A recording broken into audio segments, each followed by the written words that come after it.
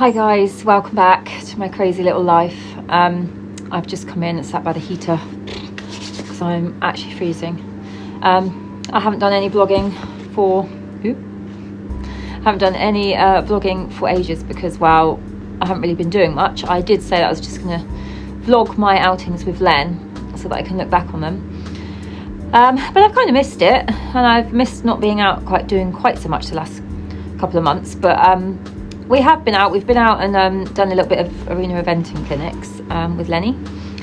The ponies have been out ticking over, not out to parties, but just out and about at home. I guess I've come and done another little vlog because, well, a few things have happened, and I shouldn't have to come on here and justify myself. Nobody should have to justify themselves for this. But I have found that the week before Christmas, as much as I have tried so hard to hang on to Lenny, and had the best year with him, I have come to the point where the ponies haven't sold still. It's just that sort of year. Nowhere in the UK seems to be selling much, not privately anyway. So the ponies are still here, and so it got to the point that I had no choice but to offer them all. So that meant Lenny had to be advertised as well. Not something I want to do, not something I find easy to talk about, because let's face it, who wants to sell their horse when it's finally up and running and ready to go? Nobody. But with a lump sum of those ponies not coming forwards this year, which I was kind of relying on,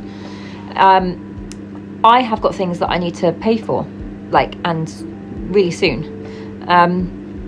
as well as everyday life. You know, everything's gone up in life, but, you know, wages haven't really gone up. I'm working, you know, as much as I can. There's only so many hours in a day, trying to keep 3 of them going, and I've got the 4th one, Jack, who is just a companion, but we do still have to look after him. The ponies haven't had as much time as I'd like to put to them, because obviously winter as well, run out of daylight hours. And cost-wise, you know, 3 horses to shoe, to they've all had their teeth done recently, they've all had the osteopath recently, they'll all want worming. You know, it is just a constant thing. And when you go out now, lessons, let's face it, you know, lessons, training, anything, you know, you're looking anywhere from sort of 50, 60 to, you know, a couple of £100 a time. And that does all add up, because I was really enjoying training with Theo and with Danny and with Pammy each month. But, you know, we're looking at nearly £100 a time, and it added up. Christmas is always a little bit quieter on the work front as well. I'm self-employed, and it will pick up later on. But the reason that I've come on is because since I advertised Lenny, I feel like, or I've been made to feel like, I've committed some sort of crime. And I've seen it a lot on social media. The last few weeks, I've seen people in the same situation as me having to advertise their beloved horses because of their situation and financially it being difficult. And the comments, to be honest, are quite frankly disgusting. You don't know somebody's situation. You know, it's never a decision that's taken lightly. It's a decision that will crush me if he goes. It really will. You know, the ponies haven't sold though, and I need, you know, I'm going back to studying in February. That's costing. That is going to be a costly thing, but it's something I have to do. I need a job. I need to keep my job going. Don't want to stay in the job that I'm in. I need to branch out. I have to do this for myself and my future. Everybody needs to be able to pay for everything, don't they? And unfortunately, he seems to be more saleable at the moment. I'm still praying that he won't go. But in the meantime, I've had some friends that have they really do mean well. They really have tried to help. And, you know, and have sort of said, oh, can't you just, you know, let the ponies go for much cheaper, just take a loss on them, or can't you get more work? You know, the problem with that is if I let the ponies go cheaper, I definitely will have to sell Lenny, because if I don't have the money from the ponies, then Lenny will definitely have to go. So it's not helpful. Plus the ponies these aren't just, I know there's lots of Connemara's around for cheaper, but like anything in life, there's a Connemara and there's a Connemara, and both of mine are really quality, really nice Connemaras, especially Jack. You know, he really does sort of go above and beyond a Connemara. He moves so well for a Connemara. Just everything about him. He's over height, you know. Maya's wonderful. She's wonderfully bred. She'll make a fantastic broodmare. She does a bit of everything. Yeah, she's marish. She's got a bit of a mare stare on her until she knows you. But she's actually really sweet and she's lovely to ride. I'm not giving them away. It's not happening. It wouldn't be fair to. We've put a lot into them. We never rush them. I've had Maya for 2 years. I've had Jack for a year. These aren't horses that are just bought and chucked out the door. I also don't go to the sales and just buy cheap ponies. You know, they aren't Connemaras where I've just whipped to Ireland and grabbed a bargain out the sale and bought home and trying to make a bit of money on. These are usually privately sourced and are really quality ponies that they cost money, you know. They cost us money. Jeremy has Maya, I have Jack. They've cost us a lot, you know, to get to where they are. So unfortunately, I know my friends are just trying to be helpful, but that's not an option. It's just, you know, it's one of those things. There are things that need to be paid. I'm struggling every day, and I'm not afraid to say that. Why are we afraid to say financially, you know, the weight on my shoulders is too much right now? It seems to be put on us that means we are somehow a failure or, you know, a lower part of society. 99% of people are struggling right now, or at least 90%, so I'm told. It's ridiculous. It's ridiculous to be worried about that, to be worried to say that. I do not want my horse to go. I don't. But I also don't believe that I should have had comments. So obviously I have my friends, you know, trying to be helpful. That's great. But the comments I've had by some people that I don't even know, like, well, you're showing us that you're so-called devastated to sell your horse, but if you really wanted to keep him, you'd just find a way. All right, love. I have tried. If there was another option, I wouldn't even think about it. I've been trying for the past year, and I've clung on to him for an extra year, and I still have hope that he won't go anywhere. I still hope that at some point the ponies will sell, and, you know, some more work will come my way and fit in with my lifestyle, and that I'll find a way. Absolutely. But your comments are not helpful. If you don't know somebody, you don't know their situation, please don't. Just don't. You should not. So if you're out there and you are in the same position, you found yourself that unfortunately there's nothing more you can do and you've had to advertise your pride and joy, and you're being made to feel like surely there's another way, and surely you know, if you loved him you wouldn't, then please don't take that to heart. Life isn't easy at the moment for anybody. The world's a strange place. So anyway, it prompted me to have a little look back on Len, because I think also we forget how important the early years of those horses' lives are and who has done that work. And I thought, actually, I probably don't look back and see how far me and Len have come. Because, you know, when Len came, he wasn't in a good place and he wasn't an easy horse. He'd done nothing, you know, he was in a bit of a state, bless him. So I just thought it'd be a really good idea now. It's probably the time. And maybe it'll help someone else that's been in this situation too, or is in this situation, to just have a look back, see where they started and see where they've got their horse now. Because at the end of the day, if, God forbid, that horse does need to move on and find a new home, you can be proud of where his foundation started and the life that he had before he goes to those new people. And don't get me wrong, those people will obviously improve and continue to do so with them. But it's really important to remember the work that you've done and what that foundation has done for that horse. So I thought we'll take a look at Lenny from when he first came, a few photos and videos, the good and the bad, all the way through to right now.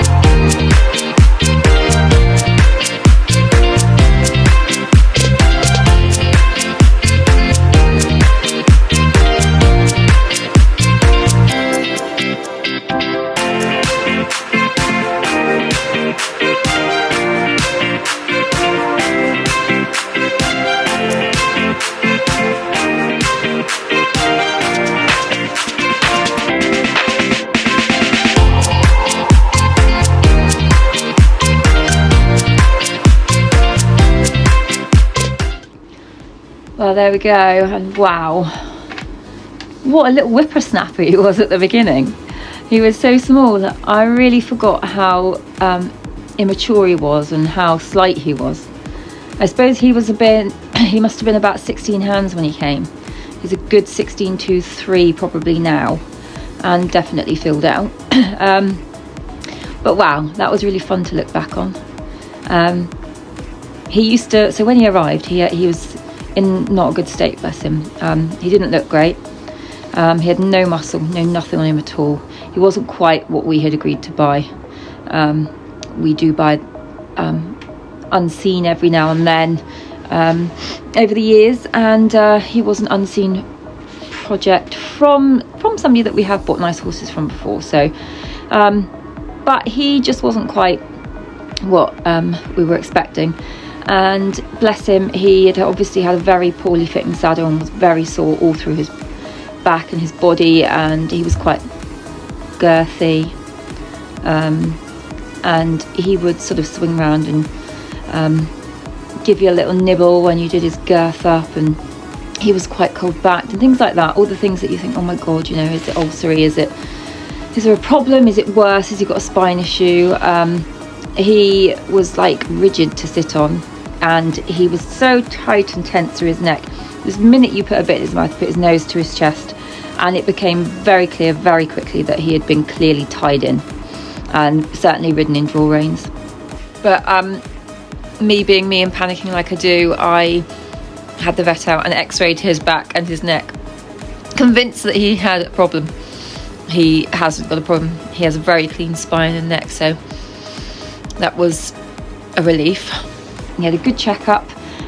Everybody felt that he was actually okay, that it was more of a habit rather than anything else, from obviously the way he'd been started. He had the osteopath, he had his teeth done, he had everything he needed, and then we decided just to give him some time to just forget it all and start again. So we had a bit of time off. He came back to work, just long reining for quite a few months, just up and down the hills until we got him fit and stronger. And then I started riding him, and that first year I just hacked him and did a little bit of quiet schooling, nothing much, just got to know him a little bit. Then he had the Christmas off, like they all do, quite a good Christmas holiday. He certainly needed some time off. He needed to mature. He was still growing, and that was very clear that he was going to be quite a big chap. And then the next year we did a little bit more. We dabbled with a tiny bit of jumping, and as you can see, he used to really still even then keep his nose to his chest and look down through his legs, and he didn't really go forwards. He didn't really have the stretch.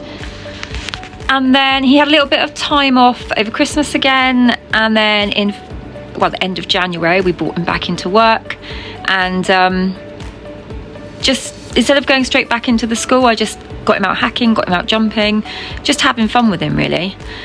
And then when I thought, right, you're strong enough and you're mature enough now, let's crack on, we went back to have some lessons with Theo and with Danny, and he was just more than willing. He was more than willing. He was showing us that he's bigger, he's stronger, he's happier. And we had a great year. We did lots more jumping, much to my distress and my chicken wings.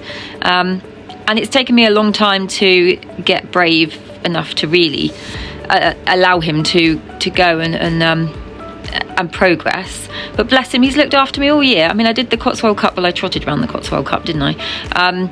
But for me, you know, it was the fact I just needed to be out in the atmosphere. It was more that was a struggle than anything, and he just looked after me, bless him. And then we've been to a few arena event clinics recently with Theo, and we've both got braver, and he's definitely jumping better now. And when you put somebody on that actually pushes forwards and says go for it, you can see he's got it all in there. I do not do him any justice whatsoever jumping him. He's got far more in the tank than I have. And then towards the end of the year we saw Pammy, and he just showed us more and more, and I was really excited to get going again this year. But who knows, you never know what's around the corner. You can't give up, you've got to keep hoping. And if he does, God forbid, have to move on, well then, you know, life changes and you find a way. And I will try and find something to ride. I don't want to give up. I want to ride more this year than ever. So we will see. Anyway, my God, has he matured. They do need time. Yes, he's turning 8 this year and he's low mileage. For some people, they say, oh, he's not done enough. He's nearly 8 years old. He's not done enough. For others, it's fantastic because it means that a big horse has been allowed to grow. If he has done too much for you, then you're probably not the person for him anyway. Not somebody I would choose. Anyway, he needs the best of the best, and he will stay unless he finds that. And if the ponies sell, well, who knows. Anyway, guys, I'm sure I'll see you again soon, and Happy New Year.